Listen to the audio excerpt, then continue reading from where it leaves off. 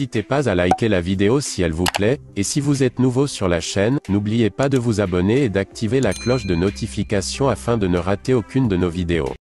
Shalom peuple de Dieu, na pesi biso mbote partout bisika bozwami. Lelo na lingi to partager pensée moko sur l'adoration. Na lingi to parler sur l'adoration, eza thème moko eza vraiment capital makasi. Eza thème oyo soki oyebi yango okozala na force ya ko adorer nzambe na yo ndenge Bible ezosenga biso. Toujours parler sur l'adoration. Dans le mot adoration, nous avons adorateur. Dans le mot adorateur, nous avons adoré. Adorer. Alors, l'adorateur, c'est celui qui fait l'adoration. Azosala eloko moko. Maintenant, adorer, se rendre culte à quelqu'un, soit de faire culte à quelqu'un. Alors, tant que le mot adoration, eza non pas premièrement ndenge tokanisa que le mot adoration, ce qui balobi l'église, to komi na temps ya adoration, okomona na église batie ba chanson lente, banzembo o elemba. Exemple na koloba. Yesu azali awa, Yesu azali awa, Yesu azali awa na biso. Donc conception na biso ezalaka que adoration eza banzembo o elemba.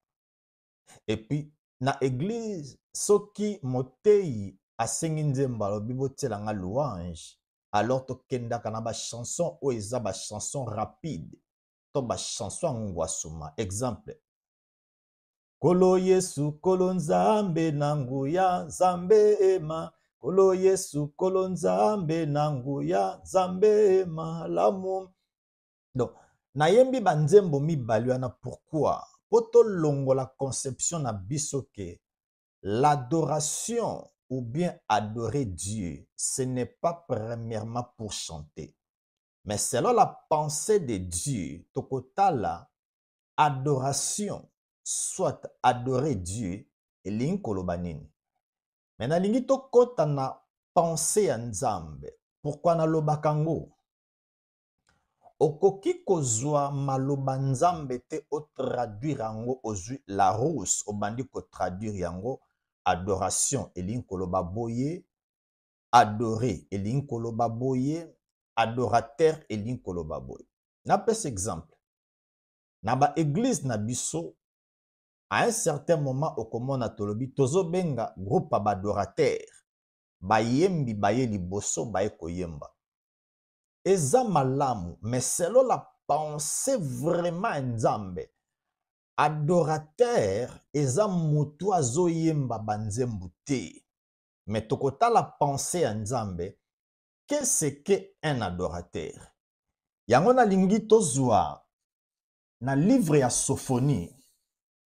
Total ce qu'on appelle la mention pour la première fois ya mot. Elingolo babwe. Soko lingo yeba explication ya mot wana. Il faut okende place ba cité mot wana pour la première fois. Et puis otala elinkolo banini selon la pensée de Dieu. Alors selon la pensée de Dieu, le mot adorateur ezana concept nini, ezana idée nini o Nzambe azolobela sur les adorateurs. Nazana livre ya Sophonie chapitre 3, le verset 10. Je lis la parole de Dieu. Au-delà des fleuves de l'Éthiopie, mes adorateurs, mes dispersés, m'apporteront des offrandes. Je crois te comprendre de penser à Nzambe que ba adorateur nae o baza dispersé ba komemela ba offrande. Ça n'a rien à voir premièrement na koyemba. Ça n'a rien à voir premièrement na kobina. Mais selon la pensée de Dieu, muto babengi adorateur, azali mutu o azo memela nzambe ba offrande. Cela nous explique tolongola idée ya banzembo, ya kobina, mais selon Dieu, le mot adorateur veut seulement dire c'est celui qui apporte à Dieu des offrandes. Maintenant, nous allons voir quelles sont les offrandes oyo adorateur azako memelango epai ya Nzambe. Alors, le mot offrande, na hébreu, babenyango misha. Le mot offrande veut dire misha. Alors, misha elinkoloba, présent. Soit tokoba cadeau, tokokoloba encens. Soit tokoloba tribu. Soit tokoloba cadeau. Donc, par là, tu comprends, selon la pensée de Dieu, tant alobi que les adorateurs sont dispersés, et bako memelanga ba offrande. Selon la pensée de Dieu, un adorateur, c'est celui qui amène vers son Dieu le présent, soit à sang, soit tribu, soit un cadeau. En un mot, tokoki kolobabo. Celui qu'on appelle un adorateur, aza mutu oyo, premièrement, selon pensée en Nzambe, aza koyako offrir quelque chose à son Dieu. Eza non pas ko yemba, eza non pas ko bina, mais selon Dieu, azo mona que un adorateur, c'est celui qui adore Dieu, celui qui fait l'adoration. Alors, azakoya ko adorer Dieu na babiloko moko boy na maboko. Alors, babiloko wana batangi yango, ekoko zala présent, ekoko zala cadeau, ekoko zala encens, ekoko zala eloko moko boy o oye nango epai ya Nzambe. Alors, lorsque tu viens vers ton Dieu, au même lieu quelque chose pour na kopesa ye, c'est ça qu'on appelle un adorateur. Koyembeza na te bien-aimé. Yango na lingaka to étudier la parole de Dieu. Toyeba penser à Nzambe. Yango na lobaka Bible, ba définisaka ngo kaka na Bible. Na kokozwa la rouste na bandi ko définir makama Nzambe. Salie lingolo banini. Rédemption elingolo banini. Sauveur elingolo banini. Soki na bandi ko définir yango ndengwana, bien-aimé. Na bimi libanda pensée en Nzambe. Je crois tozu idée. Le mot adorateur ezali mutu oyo azosala adoration. Alors celui qui fait l'adoration azali ko adorer. Alors mutu o aza adorateur azo memela Nzambe ba offrande. Offrande wana na hébreu babengo mi-champ. Mi-champ elinkoloba eza cadeau. Elinkoloba eza asan. Elinkoloba eloko moko boye oyo nga na moni eke na memelango epa Nzambe yango na ye nango babenga un adorateur. Na lingi tozwa exemple moko totala penser à Nzambe ndenge toti koloba. Que signifie adorer Dieu selon la pensée de Dieu?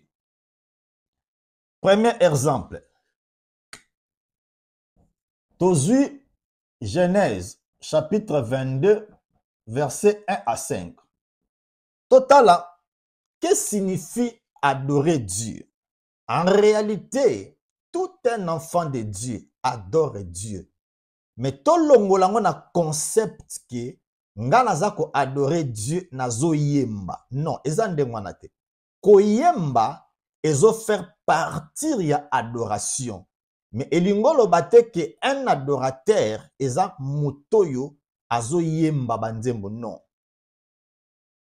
Toza na livre Genèse chapitre 22 le verset 1 à 5. Tokende malembe tota la pensée à Nzambe à ce qui concerne adorer Dieu. Et puis total adorer elinkolo banini. Après ces choses, Dieu mit Abraham à l'épreuve et lui dit, Abraham, et il répond, mais voici. Le verset 2. Dieu dit, prends ton fils, ton unique, celui que tu aimes, Isaac, va-t'en au pays de Morija et offre-le en holocauste. Nzamba ebisi Abraham abi zwa Isaac okende ko offrir en holocauste. Ce que Dieu avait dit. Nzamba alobaki na Abraham eloko musute. Alobi kende na montagne ya Morija. Soit holocauste elingi koloba offrir.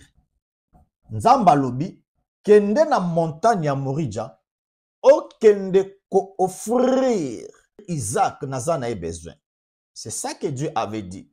Kende na Morija na montagne okende ko sacrifier Isaac. Soit tokokoloba holocauste eza ko offrir, soit tokoloba holocauste ezali sacrifice. C'est ça que Dieu avait dit. Alors, comme Abraham, il est le patriarche, ayebi makambo nzambe ndenge salemaka. Ayebi qu'est-ce que holocauste, ayebi qu'est-ce que offrir à Dieu. Totanga verset 3. Abraham se leva de bon matin, sella son âne et prit avec lui 2 serviteurs et son fils Isaac. Il fendit du bois pour holocauste. Je crois que mon holocauste, Isaac se répétait toujours. Et partit pour aller au lieu que Dieu lui avait dit. Écoutez le verset 3.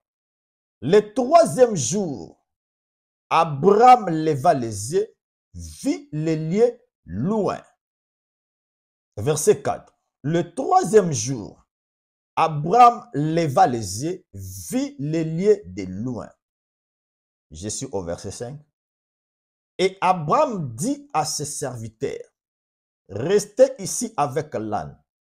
Moi et le jeune homme, nous irons jusque-là, donc la montagne, pour adorer et nous reviendrons auprès de vous. Or, Nzambe aebisaki Abraham, alobi kende ko sacrifier Isaac. Nzamba utilisaki holocauste. Holocauste elingi koloba offrir quelque chose à Dieu. Et puis elingi loba ko sacrifier mwana na yo. Alors, Abraham lokola a comprena makambo Nzambe, ayebi ke tangu Nzamba lobaki kende ko sacrifier mwana en holocauste.